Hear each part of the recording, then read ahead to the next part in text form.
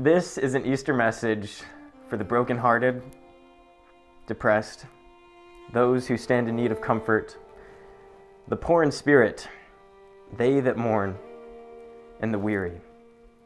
And that covers me at various stages of my life, and especially as of late.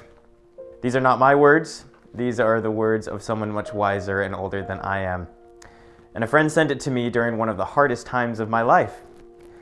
It's changed my perspective and admiration for why we celebrate Easter. And so I thought I would film it and share it with the internet. So here he goes. I think of how dark that Friday was when Christ was lifted on the cross.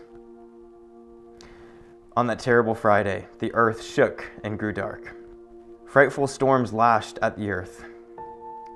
Those evil men who sought his life rejoiced. Now that Christ was no more, surely those who followed him would disperse. On that day they stood triumphant. On that day the veil of the temple was rent in twain. Mary Magdalene and Mary, the mother of Jesus, were both overcome with grief and despair. The superb man they had loved and honored hung lifeless upon the cross. On that Friday, the apostles were devastated. Jesus, their Savior, the man who had walked on water and raised the dead, was himself at the mercy of wicked men. They watched helplessly as he was overcome by his enemies.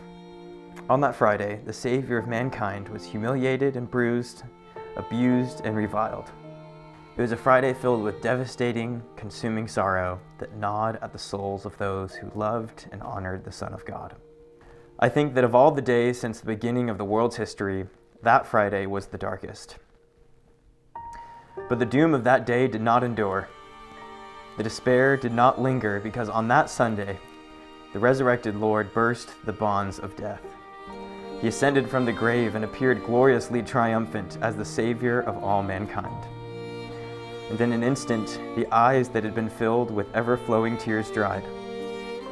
The lips that had whispered prayers of distress and grief now filled the air with wondrous praise, for Jesus the Christ, the Son of the living God, stood before them as the first fruits of the resurrection, the proof that death is merely the beginning of a new wondrous experience.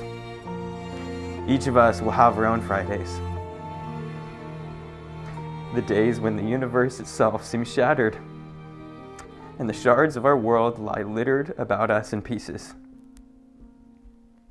We all will experience those broken times when it seems like we could never be put together again. We will all have our Fridays, but I testify to you, in the name of the one who conquered death, Sunday will come. In the darkness of our sorrow, Sunday will come. I love these words. And whoever you are watching this, I want you to know that I'm cheering you on. On those days where you feel like there is no hope, Sunday will come. And on that note, I wish you a happy Easter.